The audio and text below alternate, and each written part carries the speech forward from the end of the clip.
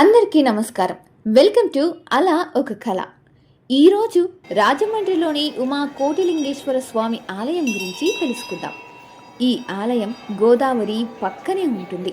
Railway స్టేషన్కు సుమారు 500 మీటర్ల దూరంలోనూ, ఇస్కాన్ టెంపుల్కు సుమారు 200 మీటర్ల దూరంలోనూ ఉంటుంది. చాలా అద్భుతమైన గుడి ఇది. చాలా పెద్ద గుడి కూడా. సో ఇప్పుడు మనం ఎటువంటి ఆలస్యం చేయకుండా ఈ గుడి గురించిన విషయాలు తెలుసుకుందాం. ఆంధ్రప్రదేశ్లోని రాజమండ్రిలో గోదావరి నదీ తీరంలో ఉన్న ఉమా కోటిలింగేశ్వర స్వామి ఆలయం ఒక పురాతన పవిత్రమైన శైవ క్షేత్రం. ఈ ఆలయం భగవాన్ శివునికి అంకితం చేయబడింది. ప్రశాంతమైన వాతావరణం, ఆధ్యాత్మిక ప్రాధాన్యం వలన ఇది భక్తులను విశేషంగా ఆకర్షిస్తుంది. ఈ ఆలయం గోదావరి నది ఒడ్డున ఉండటం వల్ల మరింత పవిత్రతను సంతరించుకుంటుంది. గోదావరి నదిని దక్షిణ గంగగా భావిస్తారు. అందువల్ల ఇక్కడ స్నానం చేసి స్వామిని దర్శించడం ద్వారా పుణ్యం లభిస్తుందని భక్తులు విశ్వసిస్తారు. స్థానిక పురాణాల ప్రకారం గౌతమ మహర్షి శాపం నుండి విముక్తి పొందేందుకు ఇంద్రుడు ఇక్కడ ఒక శివలింగాన్ని ప్రతిష్ఠించి కోటి నదుల నీటితో అభిషేకం చేశాడని చెబుతారు. ఈ క్షేత్రంలో అనేక చిన్న చిన్న శివలింగాలు ఉండటం వల్ల దీనికి కోటిలింగేశ్వర అనే పేరు వచ్చింది. ఈ ఆలయంలో ప్రధాన దైవం ఉమా సమేత కోటిలింగేశ్వర స్వామి. ఇక్కడ పూజలు చేస్తే పాపాలు తొలగి శాంతి, సుఖ సంతోషాలు లభిస్తాయని భక్తుల నమ్మకం. నదీ తీరంలో ఉండటం వల్ల ఆలయం చుట్టూ చాలా ప్రశాంతమైన, ఆహ్లాదకరమైన వాతావరణం ఉంటుంది. ఈ ఆలయం సంవత్సరం అంతా భక్తులకు అందుబాటులో ఉంటుంది. అయితే చల్లని కాలంలో దర్శనం చేయడం మరింత అనుకూలంగా ఉంటుంది. ముఖ్యంగా మహాశివరాత్రి సందర్భంగా ఇక్కడ భారీగా ఉత్సవాలు జరుగుతాయి. ఇది 2022 ఏప్రిల్ 6వ తేదీన స్వామివారి ప్రతిష్టాపన జరిగింది. ప్రాణ ప్రతిష్ఠ కార్యక్రమం జరిగింది. ఆ రోజు నుంచి కూడా, అంటే ఏప్రిల్ 7వ తేదీ నుంచి మొదలు పెట్టుకొని స్వామివారికి నిర్విరామంగా ఎప్పుడు కూడా ఆటంకం లేకుండా ప్రతిరోజు చితాభస్వంతో అభిషేకం జరుగుతుంది.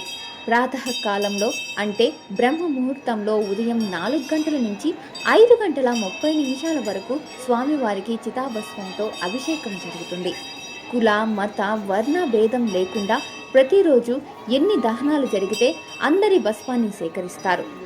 ఇనీస్పేట కైలాసభూమి, కోటిలింగాలపేట కైలాసభూమి, ఈ 2 చోట్ల కలశాలు ఏర్పాటు చేసి దహనమైన ప్రతి ఒక్కరి విభూతిని ఆ కలశాలలో వేస్తారు.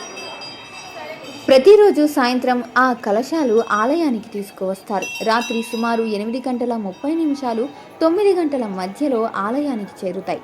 వచ్చిన తర్వాత ఆలయ పరివారం ఆ భస్వాన్ని శుభ్రపరుస్తారు. అందులో ఉన్న మలినాలను తొలగించి కేవలం విభూతిని ఉంచుతారు. దాని తర్వాత కూడా మళ్ళీ ఒక కొత్త తెల్లటి వస్త్రంలో ఆ భస్వాన్ని కట్టి స్వామివారిపై భస్మాభిషేకం చేస్తారు. ప్రతిరోజు కొత్త వస్త్రంతోనే ఈ కార్యక్రమం జరుగుతుంది. శివపురాణంలో ఒక గొప్ప విషయంగా చెప్పబడింది. మనిషి చనిపోయిన తర్వాత దహనం జరుగుతున్నప్పుడు ఆ జీవి బాధపడుతూ ఉంటుంది.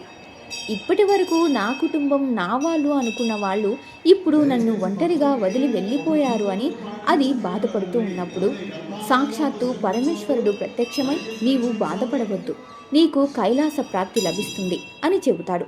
ఆ తర్వాత ఆ జీవి ఆనందంతో దహనాన్ని స్వీకరిస్తుంది. ఆ సమయంలో శివుడు అగ్నిగోళంలా కనిపిస్తాడు.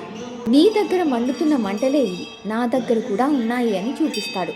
చివరికి ఆ జీవి పూర్తిగా భస్మంగా మారిన తర్వాత ఆ భస్మాన్ని శివుడు తన శరీరానికి రాసుకుంటే మంటలు శాంతిస్తాయని చెప్పబడింది. అందుకే భస్మాభిషేకం ఎంతో పవిత్రమైనది. ప్రపంచంలో ఈ విధమైన భస్మాభిషేకం కేవలం 2 చోట్ల మాత్రమే జరుగుతుంది. మధ్యప్రదేశ్లోని ఉజ్జయిని మహాకాళేశ్వర ఆలయం మరియు రాజమండ్రి మహాకాళేశ్వర ఆలయం. ఉజ్జయినిలో ఒకసారి వ్యాధి వ్యాప్తి చెందినప్పుడు రాజు విక్రమాదిత్యకు ఒక స్వప్నం వచ్చింది. చనిపోయిన వారి భస్మంతో శివునికి అభిషేకం చేస్తే వ్యాధి తగ్గుతుంది అని. ఆయనకు కలలో వచ్చినట్లే చేశారు. అలా చేసినప్పుడు ఆ వ్యాధి తగ్గిపోయింది. అప్పటి నుంచి అక్కడ ఈ పద్ధతి కొనసాగుతుంది. ఈ ఆలయాన్ని నిర్మించిన దాత పట్టాభిరామ వెంకటరావు గారు. ఆయన ఉజ్జయిని దర్శనం తర్వాత ఈ ఆలయాన్ని నిర్మించాలని సంకల్పించారు. ఈ ఆలయం శివతత్వం మరియు విష్ణుతత్వం కలిసే విధంగా నిర్మించబడింది. గణపతి నుండి ఆదిశంకరాచార్యుల వరకు 32 శైవ ఆలయాలు, విశ్వక్షేణుడి నుండి రామానుజాచార్యులు వరకు 32 వైష్ణవ ఆలయాలు ఉన్నాయి. ఇక్కడ 9 అడుగుల ఏకశిలా శివలింగం ఉంది. భూమిలో 3 అడుగుల, పైభాగంలో 6 అడుగులు కలిపి మొత్తం 9 అడుగులు. నవనాగులతో మహాకాలుడు విగ్రహం ప్రత్యేకంగా ఉంటుంది. నవగ్రహాలు కూడా ఇక్కడ భార్యలు మరియు వాహనాలతో సహా ఉంటారు. ఒక గ్రహానికి పూజ చేస్తే 3 విధాలుగా ఫలితం లభిస్తుంది. ప్రతిరోజు 12 రకాల హారతులు ఇస్తారు. ఏకహారతి, నేత్రహారతి, బిల్వహారతి, నాగహారతి, పంచహారతి, వృక్షహారతి, కర్పూరహారతి, నందిహారతి, రుద్రహారతి, చక్రహారతి, కుంభహారతి, నక్షత్రహారతి, ఇలా ప్రతి ఒక్కటి ప్రత్యేకత కలిగి ఉంటుంది. ప్రతి సోమవారం పల్లకి సేవ జరుగుతుంది.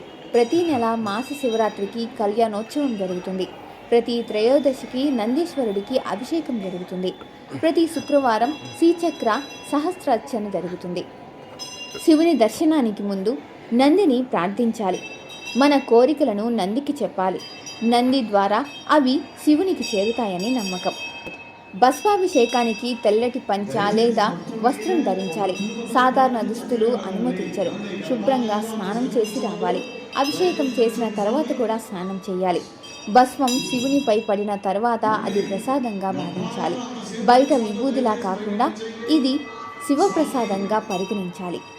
ఈ ఆలయం కేవలం ఒక గుడి కాదు, జీవితం, మరణం, మోక్షం అనే శివతత్వాన్ని తెలియజేసే పవిత్ర స్థలం. ఈ ఆలయంలో దర్శనం చేసుకున్న తర్వాత భక్తులకు కలిగే అనుభూతి చాలా ప్రత్యేకంగా ఉంటుంది. గోదావరి తీరంలో కూర్చొని స్వామివారి ధ్యానం చేస్తే మనసు ప్రశాంతంగా మారుతుంది. జీవితంలో ఉన్న ఆందోళనలు, భయాలు క్రమంగా తగ్గుతాయని చాలామంది భక్తులు అనుభవంగా చెబుతారు. ఇక్కడికి వచ్చే భక్తులు సాధారణంగా ఒక సంకల్పంతో వస్తారు.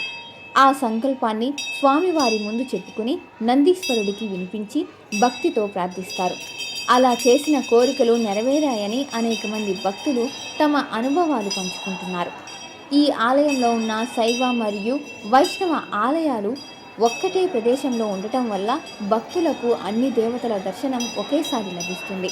అందువల్ల ఇది కేవలం ఒక శివాలయం మాత్రమే కాదు, సంపూర్ణ ఆధ్యాత్మిక క్షేత్రంగా భావించబడింది.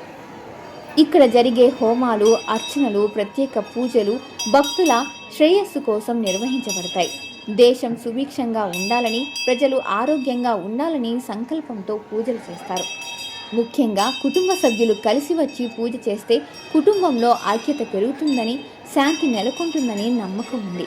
చాలామంది భక్తులు తమ జీవితంలో జరిగిన మార్పులను ఈ ఆలయ కృపగా భావిస్తారు. ఈ ఆలయాన్ని దర్శించడానికి వచ్చే ప్రతి ఒక్కరూ ఒక ఆధ్యాత్మిక అనుభూతితో తిరిగి వెళ్తారు.